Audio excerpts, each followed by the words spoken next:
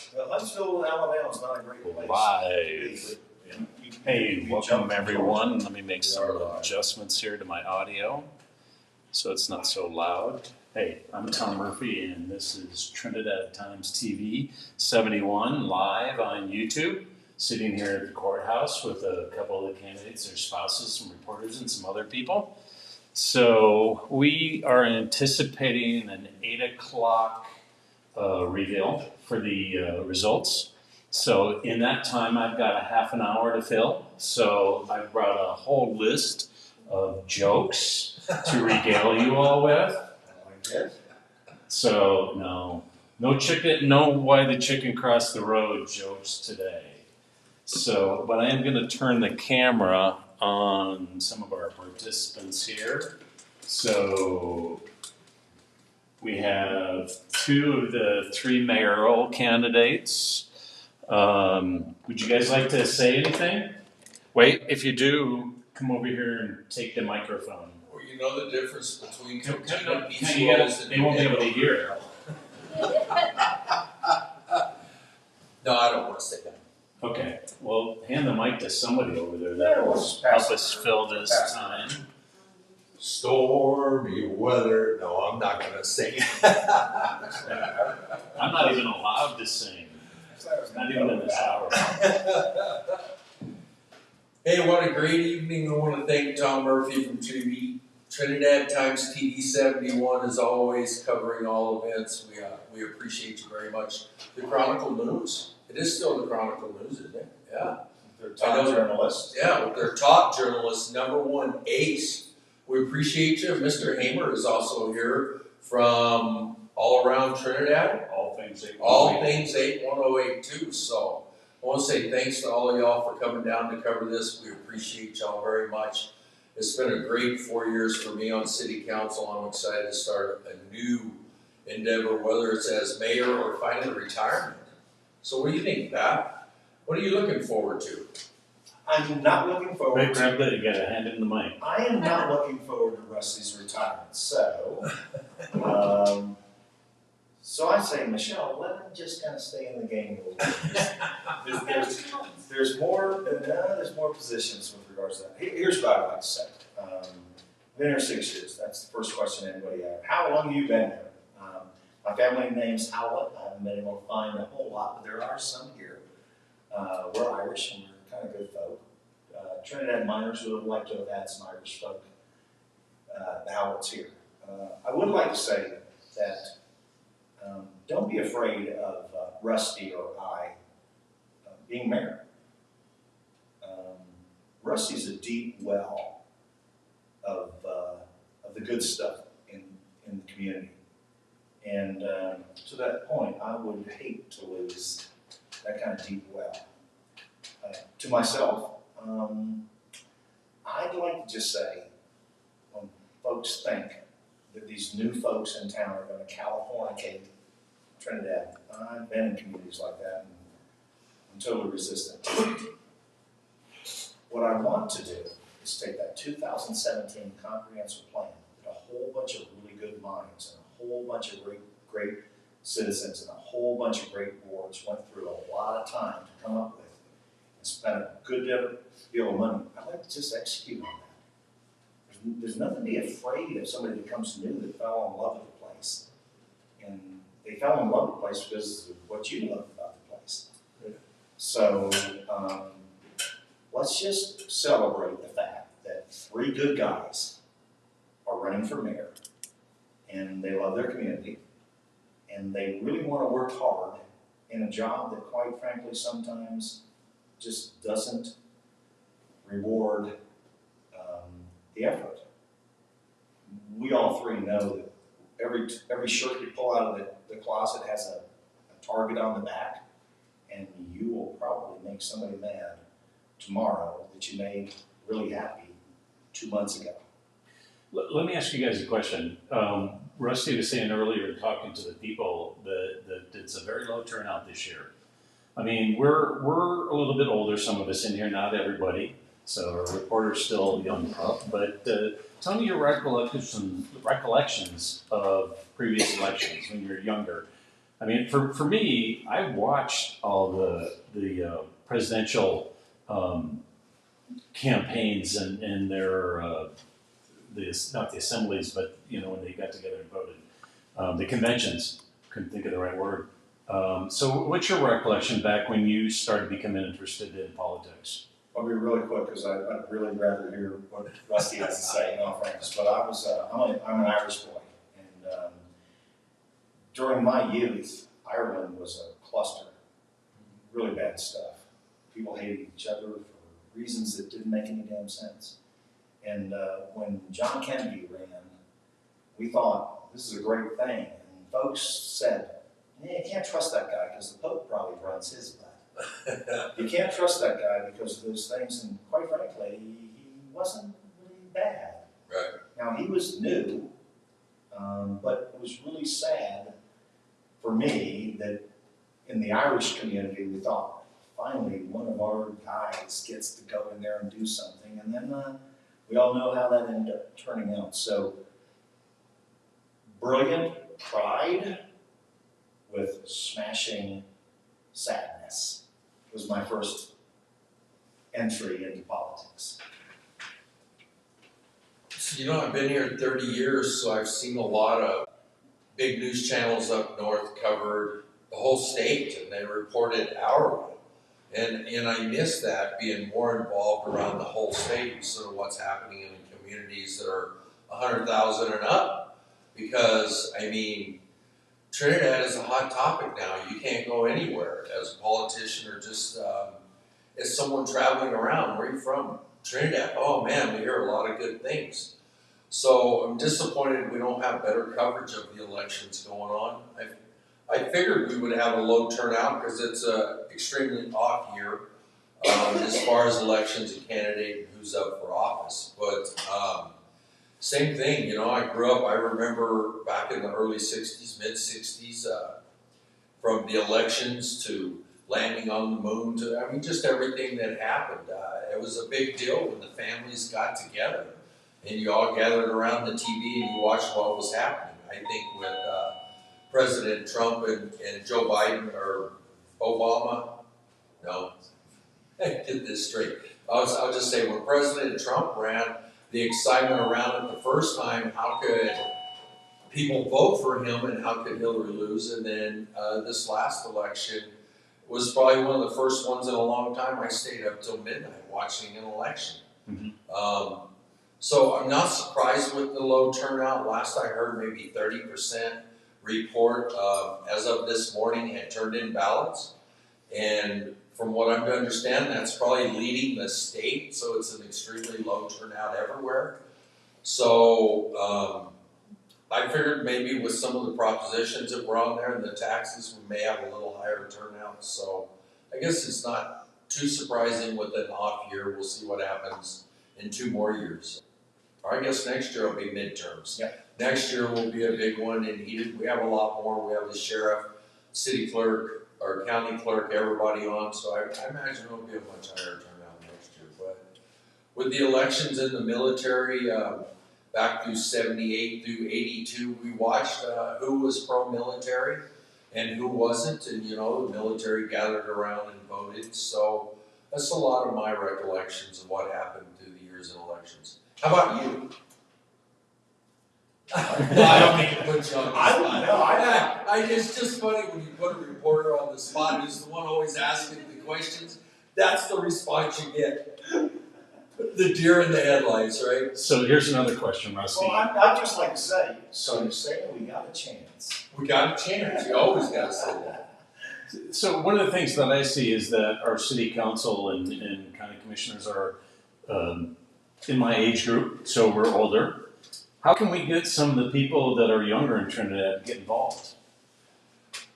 So, it was nice, and Aaron and them have been on for 2 years now. So 2 years ago, I was happy to see Aaron Williamson come on, someone younger. I believe he's in his late 30s, early 40s, so it was nice to see someone of interest. I think it'll be a natural process. More new people come in. I think we'll see younger people more involved in the politics and what's going on, because I think it's a big topic in Trinidad about for the youth. And it's big on my ideals, if elected, that we gotta find a way to make sure that we have the jobs to keep our youth here. I don't know a parent or grandparent that wouldn't love to have their children or grandchildren stay here. To make sure we have stuff for the youth to do. So, and I think with that, with time, Tom, we'll see more of the younger generations become more involved because they're getting the fact that how you make changes, not by complaining, but be a part of the solution. That's important. Well, one of the things we go ahead. Yeah, there you go. Well, here's what I did. Yeah. First, here's what I also said. I've been blessed by meeting a lot of young Trinidadian folks that went to elementary school here, went to TSD1, graduated the high school, maybe started at the college, and I think, to your point, the economy makes it hard for them to think about how do I become something, how do I join something, do I be part of something bigger than myself? Because in many times, we were both in the service, Navy guy, Air Force obviously, No competition. Second best branch of the military. But here's the thing. Number one in education, but the Navy is the best in travel and food. And we just drowned them, okay? No, here's the thing, though. Rusty and I know when we got them as young folks, we wanted to be part of something bigger than ourselves. Right. And then you get in that and you find that camaraderie, that connection to other people that are probably going to have you back better than anyone ever did. I look around and try and figure out how can somebody young join something that's bigger than themselves when they're just trying to just make themselves get the next step. Right. And so the biggest things we have sometimes are You're standing in the doorbell. the biggest things we sometimes have is somebody needs to get the door. Security will be up in a minute. The biggest things we sometimes have is we have youth that are ready, willing, and able. They're trying to figure out how they just make it through, getting to where it was easier. And when we actually do a couple of things where they can have some housing, where there's a more vibrant economy, where they can do some of those things, I think us old gray hairs sometimes seem to be the only ones that can afford to run for office anymore. And beards. Well, obviously, I'd like to have one of those, but it's not going to work in my genetics. I think we'll bring them back in, but there has to be a baseline stability in an economy to where our youth think that the future is really bright for them, so they don't have to go to Pueblo, they don't have to go to Colorado Springs. We don't lose our kids and our youth to someplace else where they get all of our greatest. Yeah. And so when we do that, which I know Rusty's really interested in, and I know Phil's interested in, and I'm certainly interested in that. When we do those things, I think we'll bring more folks into the Rotary Club, the Kiwanis Club, working on foundations, doing things where they can actually see the product, they can be stable in their lives. Have a wife, have kids, see a future, and then they can maybe do something where they can be part of something bigger and better than themselves. Right. But it's really important that Rusty or Phil or I, along with the council and along with everybody in this, really decides to buckle down and create an economy where we keep our kids here so they can do those things. I agree. More questions? I'm ready. Fire. HL's dying to take one. Actually, I really like the question asked of this, because HL didn't run this time, so we're going to stick to the candidates, because even though the election's over with. Yeah. So if you win, what's the first thing that you're going to do, Rusty? And second question, if you don't win, what are you going to do? Oh, nice. I'm going to Disneyland. Isn't that what they always say when they win the Super Bowl? No, I'm going to, I'm definitely going to fish more and ride my motorcycle more. If you win, is the first question. We should fish more, right? If I win, of course. you know, you got this short transition period with the outgoing and those coming in. First thing is we need to concentrate more on what's happening locally and dealing with the Greenway Foundation now. We've got some final preliminary stuff coming up. That's a contradiction there, but we're going to get some final reports of how that's going to go with our river walk and stuff. Working hard on Fisher's Peak, being involved in that to get that open more and laying the groundwork for the increased tourism that's coming to town. So we have a lot of projects like that are definitely coming up that are going to occupy a lot of time. Of course, you get elected, we fall into January, session starts up north. So the first part of the year you spend up at the state capitol, looking at the bills coming in, working with our lobbyists, hitting up our representatives. That's always going to be the first thing pretty much for anyone from city council that really wants to get involved and make sure that Trinidad's represented up north is get after the session up at the state capitol. Okay. But if I lose, definitely I am going to spend a lot more time fishing and riding a motorcycle, spending more time with my wife, helping out around the business a lot more, giving her more time to goof off and maybe me a little more desk time. I know she would appreciate that. Those are the important things for me. So, follow-up question. If you had your druthers, I mean, this is kind of out of the left field.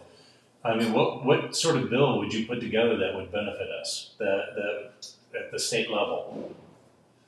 Man, wouldn't it be nice to tap into the infrastructure?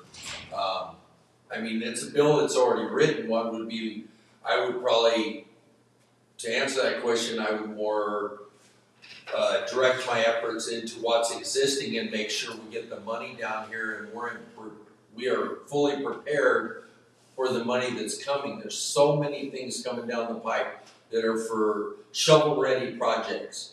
We need to make sure that we have the projects that we're looking at getting done are shovel-ready, so when that money comes down, we have the best chance of getting those. Thank you. So that's big. Those two questions. If you win, if you lose, what would you write into legislation? And 3 questions in the bill, right? Yeah. I get that. So, in all fairness, the win or lose is going to make it.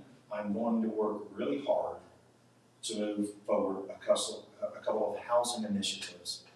So I think it'll help people stay here. I don't think it was a rejection of my comment. I think it was just a thing out there. So I'm going to work really hard on housing. I think it's the apex issue. If I lose, I'm going to work really hard on housing because I think it's the apex issue. But All right. if I lose, besides having peaches and apples, and work really hard on outdoor recreation. If I win, safety net issues. I plan on really attacking the folks who have to live on the river, not transient criminals, but the people who graduated from our schools, people that are displaced from our Trinidad folks. I'm going to work really hard on that. And change for me at all, except on Tuesday nights, every other. If I win, I'll be there for 2 hours. If I lose, I'll be there for 5 minutes. I believe I can be really effective in either of those roles. And so I don't plan on going anywhere. I've committed to people who support me, and I'm here to work. I'm not disappearing. I'm not going anywhere. As to a bill, I don't know about a bill because I don't believe a mayor has an opportunity to do those things, but I think he can have influence.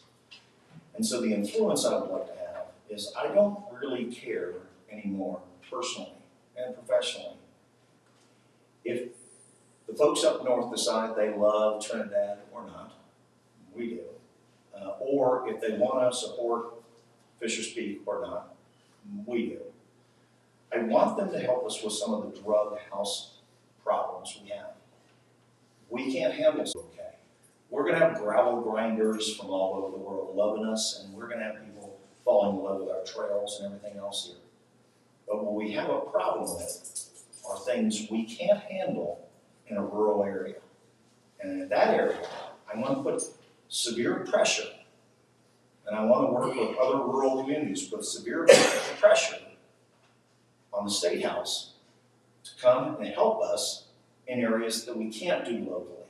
We just don't have the ability to retain officers long enough for them to understand where we are, the investigative process, bringing a case to fruition, and making it stick. And I'm personally, as a member of this community, elected or not, challenged by that.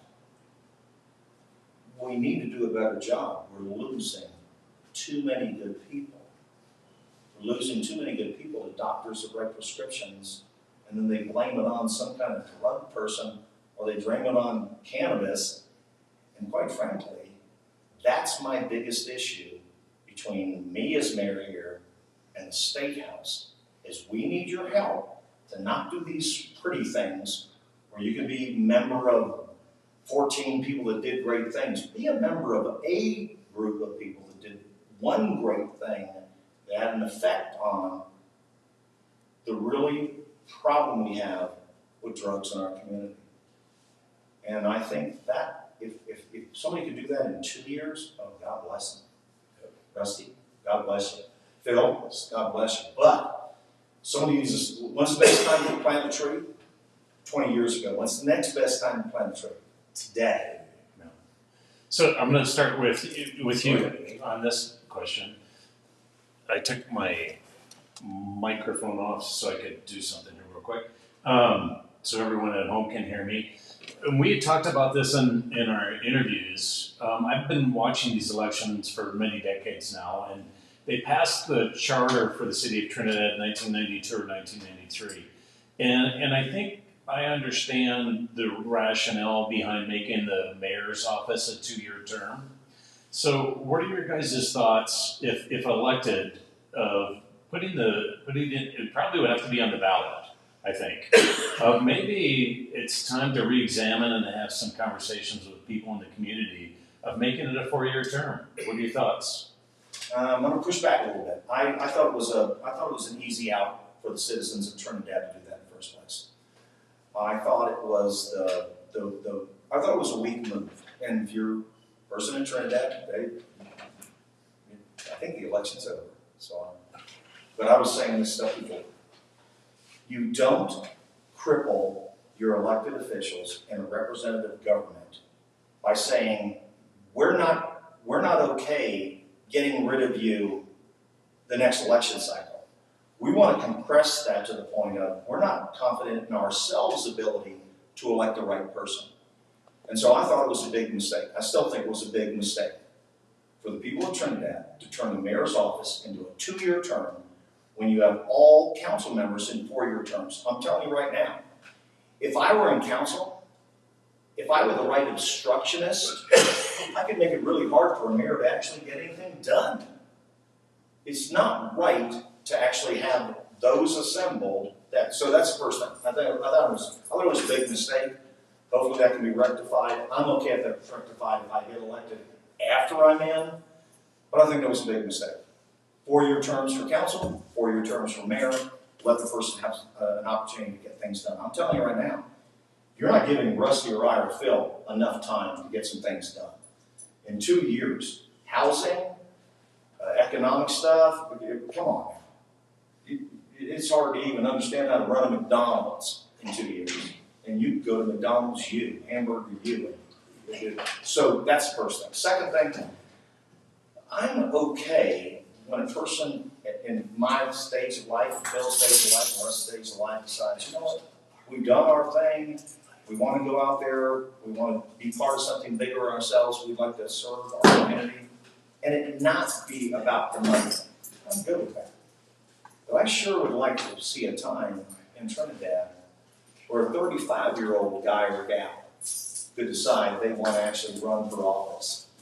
And they can actually get in office. I mean, just they don't have to make a lot of money, but they can just support them and their spouse for this. So the follow-up question is, then you would maybe be in favor of increasing the pay rate for? Oh yeah, not for myself. Not any time I would do, because that would be self-serving. No, not for that. Right. But in the future, I would.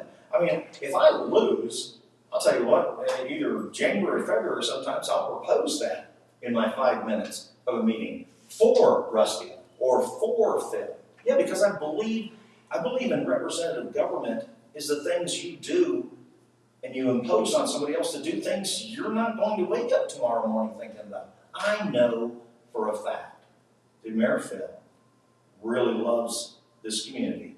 And I know he works really hard. And I know he puts in a lot of time. And I know this isn't a job for him. And I know he doesn't do it for the money. But you know what? If you don't want a whole bunch of gray hairs running your town forever, you need to be able to make it to where they can run the town as if it were their job. So I like the mayor's position is 2 years. It gives every other election for city council a chance to swing the whole council. So I like that in effect. And you've seen many bad councils and bad mayors. I have too. And I think it's set up for an opportunity, instead of having to go through a recall election, to be able, every 2 years, to completely change the face of city council. I like that. The stipend that's received for city council and mayor, I think is outdated for sure. I think it needs to be adjusted so that you at least cover your expenses. It's not easy to look this damn good. I'm telling you. No, I'm just kidding. But it doesn't really even cover the cost, the money you will spend to serve in office. And I mean, the city's good.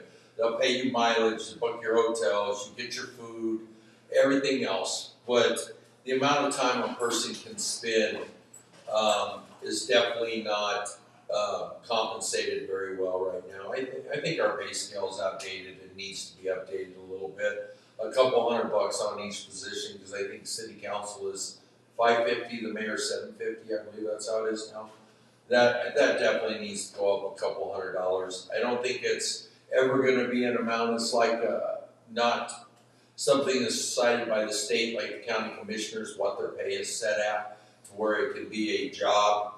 I think, but it could definitely be enough to make it where it covers your expenses. So I like the face of 2 years on the mayor. If you're doing a good job, people will re-elect you every 2 years to get the same 8 years city council gets.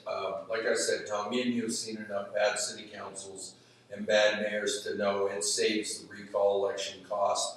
Every 2 years you can change the whole face, and I like that.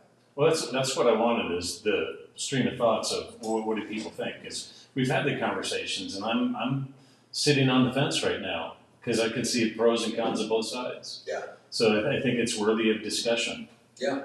So That's time to revisit. Yeah. So we're getting close to the bewitching hour. I have 7:59. All right. Peaches said 8 o'clock. Yeah, no, it'll be pretty close. They're back there slaving away. Is it We time to have go to commercial, Mr. Murphy?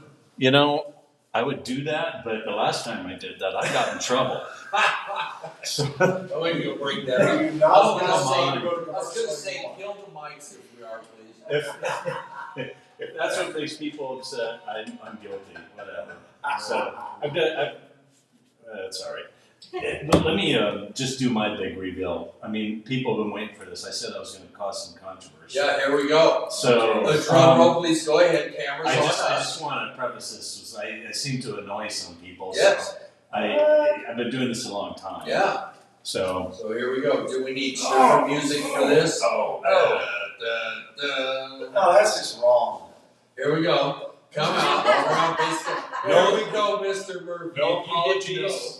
This was a gift from one of the Toyota reps today. Yeah. You know I'm a Chiefs fan, have been a Chiefs fan since the 60s. Lenny Dawson, Eddie Polak, Willie Lanier, Buck Buchanan. Nobody knows them. Huh? You sucked. Nobody knows them. You sucked. Who knows We them? were world champions. Yeah. World champions. Chiefs? Super Bowl 4. Not Against your- all my friends not that are your- from South Dakota that are watching, all the Viking fans, sorry guys. Yeah. But everybody you grew up, it's everybody in Denver or Colorado is a Bronco fan because that's what they saw on TV. Or I grew up as all the Vikings and then we had the Chiefs. So 90% of the people there are Viking fans. Let me shed a little light on this and give you my theory. years. So I grew up in southern New Mexico. New Mexico doesn't have professional teams. So I rooted for the Cowboys. I grew up with the Landry Days and the Bob Lillies and Bob Hayes and you know, I mean we can go way back to the old days. Decades ago, But you guys were good. Tom, come on. When I moved to Colorado, and Colorado had a professional team, do you think I came here and rooted for the Cowboys? No. I was a South End stand fanatic, and I root for the Broncos. I don't watch football anymore. They piss me off. Broncos. I had the pleasure of living in Dallas for 5 years, and I met a member of the Cowboys. I actually saw Craig Morton in Vail back in 1982, 2:00 in the morning. Yeah, I met Dandy Don Meredith down in Santa Fe. Got his autograph. He'd clearly been enjoying himself early that evening, as he was well known. I think the Cowboys were an interesting team in the 80s. Yeah. Just seems like that was like a long time ago. Yeah, it was. 60s We're much old. better. And I did meet a few of the because I worked in the area where the Cowboys were, so they came in the restaurant where I was working when I was going to school, and it was interesting. I think they did really well during the 80s and 90s and 2000s. They just didn't play football very well. Who? Cowboys. Oh man, Kansas City for like eons until they for got about a 40 quarterback. years. Kansas City until they got a quarterback. Yeah. I think I'll go ahead and take the Broncos too. The Broncos had a long, bad dry spell from the 60s to their first Super Bowl. Oh yeah, they had some good players. They had good players. Then we got a bunch. Yeah. I'm okay with that. I'm okay. I'm okay with that. Plus, Rusty came over to the good side from the dark side. You're still eating. I like the Broncos. I root for the Broncos, except for when they're playing the Chiefs. Yeah. Same division, it makes it tough. One of the best games ever, John Elway and Joe Montana. I think it was Monday Night Football, back and forth. That was one of the best games ever. And I think Kansas City pulled it out. I think Kansas City did pull that one out. Yeah, I think I spent the sleep. No. Peaches, we're waiting for you. So are people at home. Sorry guys, but we can't have just dead air. So if you're watching our stream, we appreciate it. We're just trying to keep the conversation going. So I think the deputy said they have a lot of ballots at this point, so it could be past 8 o'clock. It could be past it. they have more background. That's Time to do some singing and dancing. See? Yeah. When they Pat went gets on the collected, street with a sign and folks say, I'm not doing 30%, we're doing 60%. We have a great turnout. Maybe Trinidad is. I mean, the Yeah. position of mayor is very, very important. it Now, is. those other seats, who do you think's going to get in? Man, that's a tough call. It's a very heated race for city council this year. Right. So, but I think the three best people that run will definitely be seated as city council and will make a definite impact. Yeah. That's got to be quite the pleasure to have your name on ballot and know that you're getting in. If you get no votes, you are elected. I'll tell you what, though. So, I'll tell you what, though. I'm just going to throw some shine out to our council members. If you look at the folks on council, Rusty included, because he's right now on council, okay, and will be through the end of the year, and maybe still there afterwards. But these are some really talented folks. I think when I've watched all of the videos that Channel 71 has done since about 2017 on, I watched the council meetings, I watched the tourism board, I watched planning and zoning, I watched the retreats, I watched the work sessions. These folks are actually working for you. I think they do a really good job, and I think many times, and it was one of the first times I went to council, I had to say, listen, you guys communicate like really bad. You don't let anyone know that you're doing good stuff, and so they don't know you're doing good stuff. Could you actually up the ampage on the communication? But I would say that if Phil's there, or if Rusty's there, or if I'm there, I'm really confident that the city council members are there, even the one new one and the two folks who went unopposed. I think they're doing a great job. That said, it's disappointing. It's disappointing that you run on social media, and there are a boatload of people trying to say exactly what they would do if they were in power. Exactly what they would do if they sat in one of the big seats. Exactly what they would do if somebody listened to them, and they are exactly sitting home. Yep. And that's disappointing. So to anyone that actually has the most incredible plans over the last 10 years, 20 years, 4 years, 2 years, 3 years, 3 months ago, because I've only been in this in 60 days. Shame on you. Quit just throwing stones. Get involved. You get 5 minutes every other Tuesday. There's lots of committees that do not have people on them. Planning and zoning needs some folks. Tourism needs some folks. Every committee that you think you'd like to be on needs somebody, and those ones you just need to put in a letter. There's none of this stuff Rusty and I and Phil had to go through. Just put in a letter, say I'm passionate, I want to be involved, I want to have an effect on my community, and I don't want to just throw stones from the woods at people that are involved. Do that. Then get involved and throw stones. But if you're just going to throw stones, I'm telling you what, I'm just going to wear armor if I get elected. I'm just going to probably ignore most of those things and move forward with a positive, constructive agenda that moves us forward in certain issues. Well, that's why I asked the question earlier about our youth, trying to get them involved. But here's a big question for Rusty. You've been on for 4 years. Where do you think we'd be if, and this is controversial still to some people, where do you think we'd be if we hadn't passed marijuana? Man, that's a big one there, Tom. I think that we would have had at least another 2 to 3 years before we would have started seeing any kind of turnaround. It definitely put Trinidad on the fast track. I mean, we had Governor Hickenlooper come in after that for the space to create first rural community to get something like that before the conversation started about Fisher's Peak. I mean, it would have been another 3 years of really hard times, for sure, at least. So, and I'm not sure Trinidad, even with everything that's happening now, would be where we're at now without the marijuana money. The police officers that have been on the new fleet for across the board for every department, the new equipment, new fire trucks, all this new stuff, the whole infrastructure starting in the downtown area, all of that started with marijuana having money. The ADA, the big ADA deal and the lawsuit and the Justice Department coming down and give us money to start getting things taken care of that have been neglected for ever.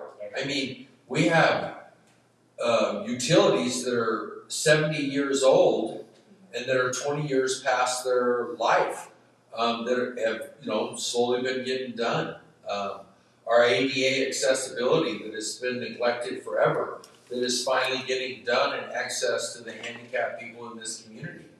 None of this ever happens fast enough. I mean, we're still going to have utilities that are outdated that are going to break before we can get to them. We're still got ADA accessibility that needs to be the pace picked up and more of it done.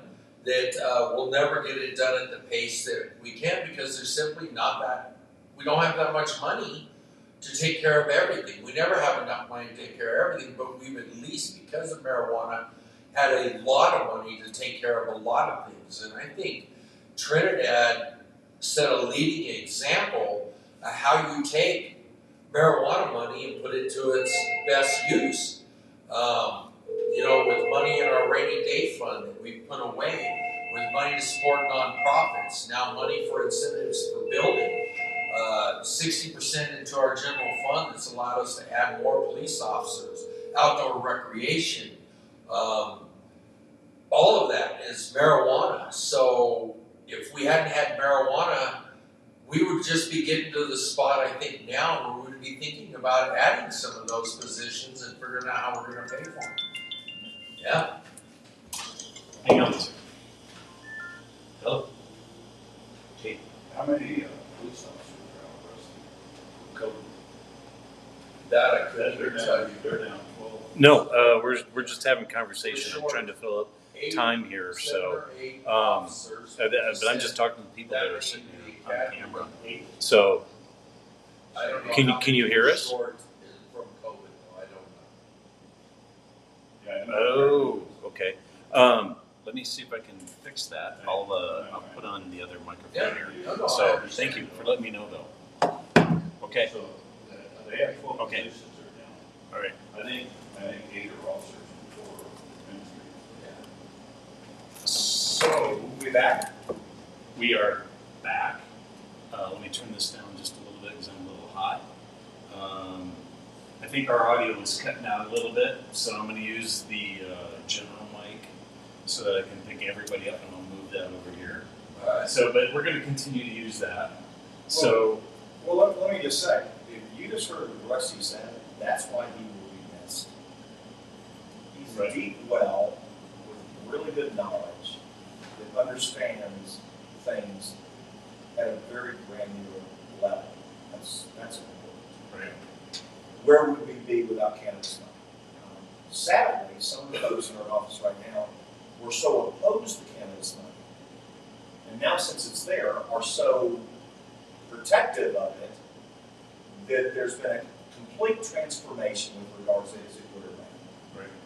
We would be Raton. We would be Walsall. That's what we would be. That's where we would be at. We would have buildings that probably folks that own them would consider, do I tear it down? No, because I can't afford to haul it away. And instead, we've had a reboot, a reset of our downtown, incredibly historically proud business. That said, and I'll also say, we have some really good cannabis entrepreneurs. I'm not a smoker. I'm really pleased that I like IPAs and good bourbon and real earthy Cabernet. Hot stuff's way too hard for me. So that's brain can't handle where it went to. And I, earlier life, I did it and inhaled. And I'm okay with that, okay? But I believe we are poised to have what happened when Colorado and Seattle got into the craft brewing business. And we ended up being really good at it, they ended up being really good at it. We got really ahead, we had supply chain stuff, we had operations, we had how do you do all these things, how do you brew, how do you do all that.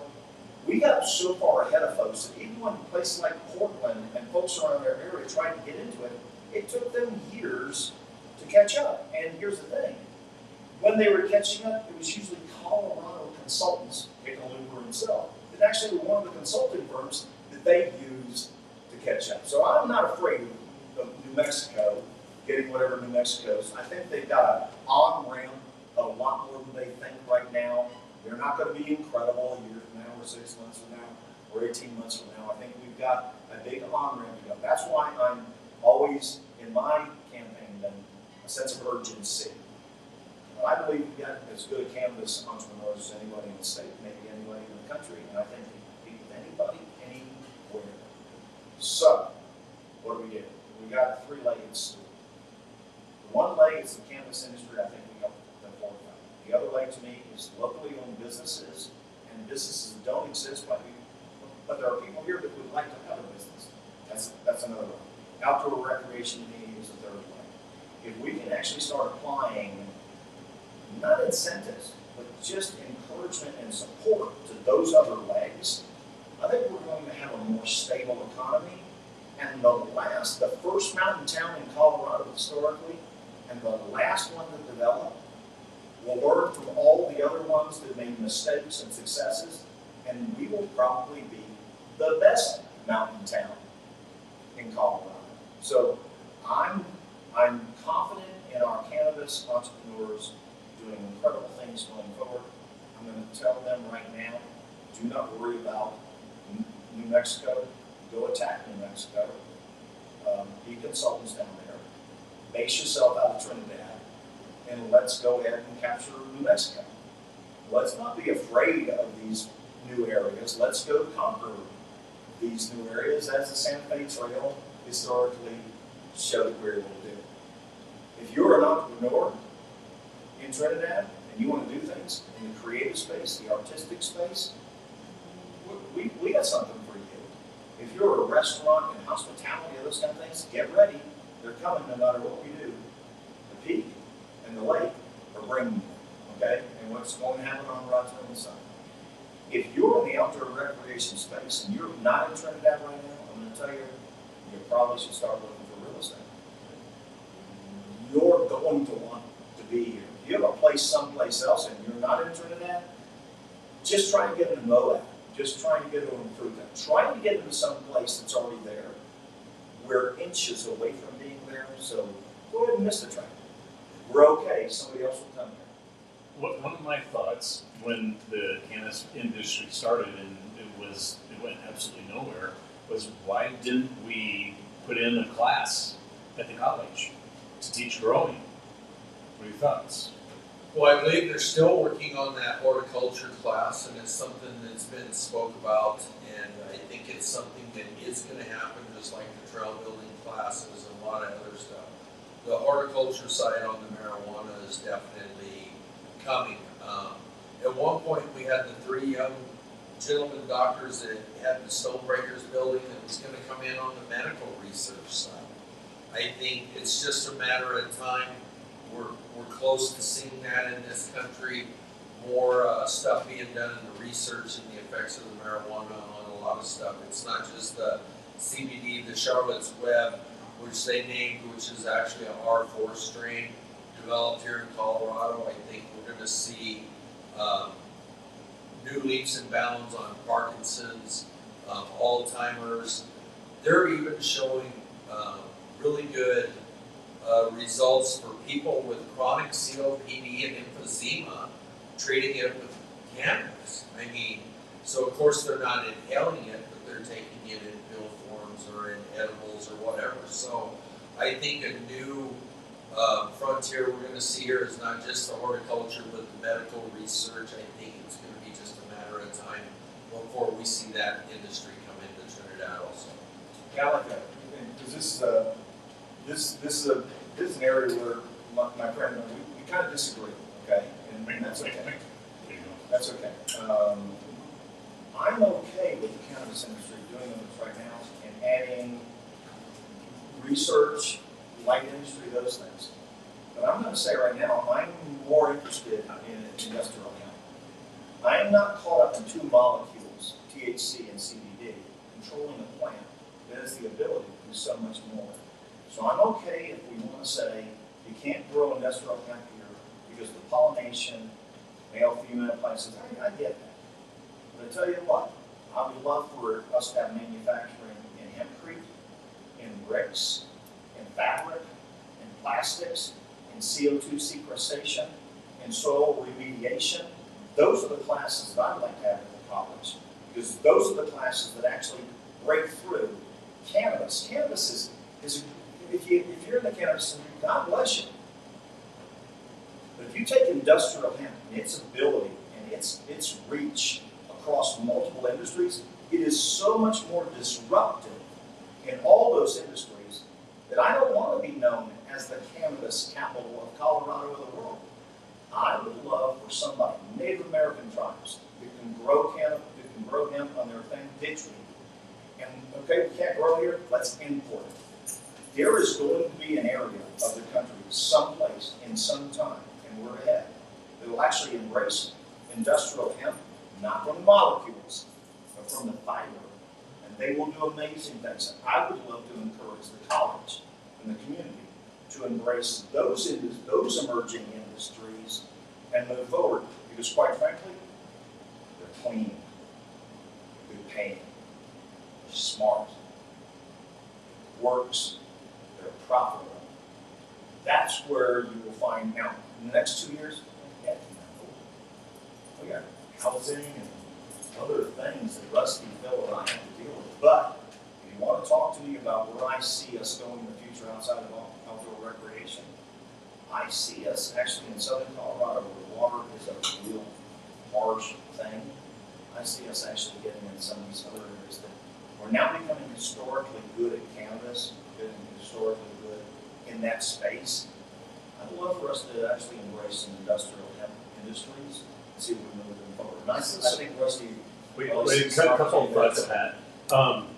Do you know what cleans up polluted soil? No, actually, Hemp.